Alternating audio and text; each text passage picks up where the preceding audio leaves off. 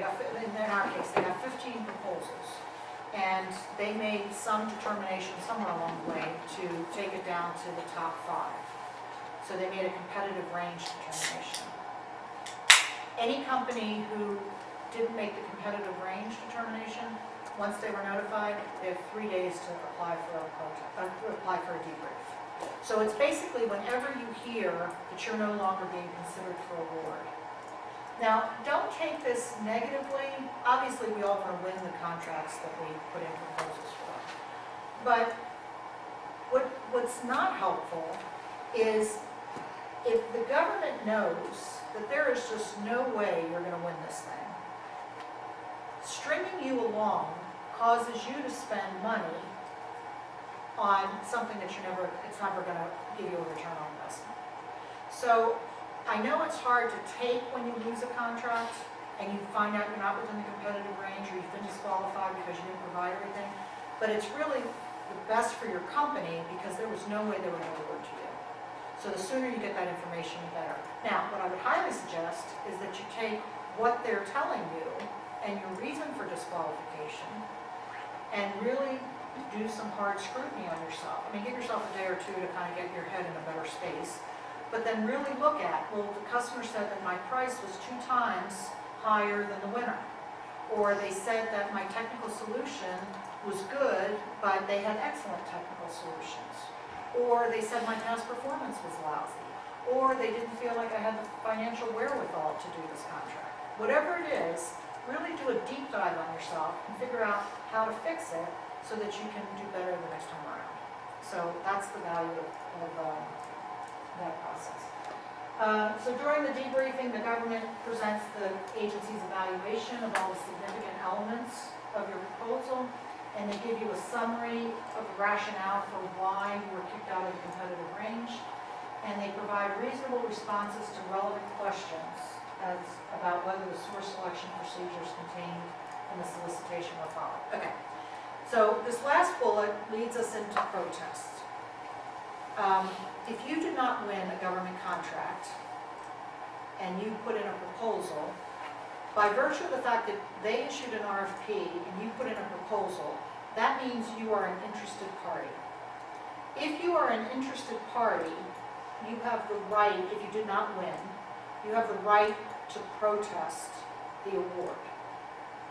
But there are very specific grounds under which you can protest the award.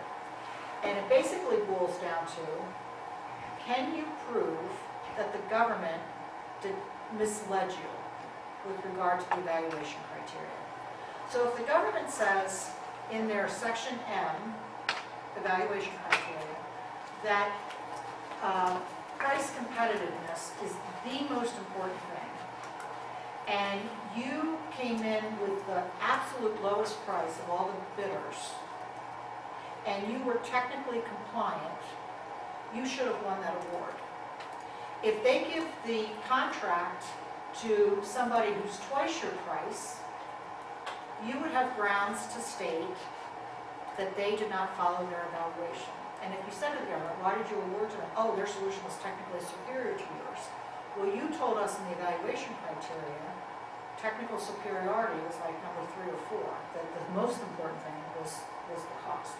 So that's how you start to figure out whether or not they have followed their own evaluation criteria. Just from a historical point of view with regard to protests, when I started in contracting, the phrase used to be, oh, you can lodge a protest for the cost of a 29-cent stamp. Because all you had to do was write a letter. You found out, you wrote a letter on a piece of paper, you actually wrote this letter, and you sent it off to the contracting officer and said, we protest this award. And that would basically stop the government in its tracks, and now they would have to investigate whether or not they conducted this in an appropriate manner. So when protest was in its heyday, any company, I shouldn't say any, a lot of companies who didn't win an award would just send that letter in, just to see if they could, because what happens is you know yourself, you have that pride of ownership, that pride of workmanship, that pride of creation. It's your baby, right? And you submit it, and of course you're going to win it, you know, you've already like put it in your budget that you're gonna win it, and you've already told your CEO that you're gonna win it, and you know, you can trust me, I'm gonna bring this one home. And then all of a sudden you don't win it, you're like, well, obviously there has to be a mistake on the government's part, because I offered a brilliant solution at a brilliant price, and they just must not understand. It's like something gotta be wrong in there, because it couldn't possibly be that my proposal's not good enough. So there's this head game that contractors get into, and you have to sort of get out of that space to be able to critically look at what the government did. Because I will tell you, protests end up being very expensive. We'll talk more about that in a second. So after you lose, you notify the government within 3 days, and they will provide you the overall evaluated cost and the technical rate. So keep in mind, and this was sort of an aha moment for me. You submit they tell you, this is the information we want in your price proposal. And you put all that information in, and you submit it. And you come up with a bottom line price.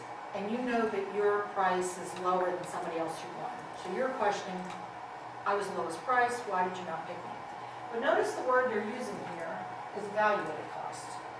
So the government can do all kind of manipulations on your numbers so that they can evaluate who is the best overall price. So let me give you an example. Let's say you have to provide lights for this room. And you can provide whatever kind of light you want. And one option is this fluorescent light, and is there a energy efficient, LED version of fluorescent of these? Okay. So which do you think would be more expensive? These traditional light bulbs or the LED? So LED purchase price would be more expensive. So if they compared the purchase price of one of your light bulbs who offered LED with your competitor who offered the traditional, and it was a lowest price technically acceptable contract, who would win? Lowest price overall. Right. No, The LED got. no, who would win if it was based on just purchase price? Oh, the standard bulb. Right, standard bulb. But when they do an evaluation and they say, okay, we're probably going to have about 10,000 hours of lighting that we need. And they look at how long an LED bulb would last, and they look at how long a traditional bulb would last. As we all know, LEDs last forever. They might only need to buy, 1 or 2 sets of LED bulbs, where they might have to buy 10 of the traditional bulbs. I'm just making these numbers up. So what they do is part of their evaluation model. You've given them your purchase price, but they see a difference between what you've offered and what your competitor offered, and so they will use this number of hours, which is something they haven't told you about, as part of their evaluation model. So they'll take your numbers, put them into their model, and figure out over the life of this contract who's going to be more expensive to use. Any questions about this? The thing that was my aha moment is they have 4 volumes of techniques that they can use to figure this stuff out. And those are those armed services procurement manuals that I was talking about, how they evaluate each aspect. So if you're going to step up in technology, it would be best to have a comparison chart to explain your position of why your cost up front is higher. Perfect. Yeah, if you can do that, like take the time to think about things like this, because when you write your proposal, you're trying to convince somebody that you can't talk to and have no idea what your thought process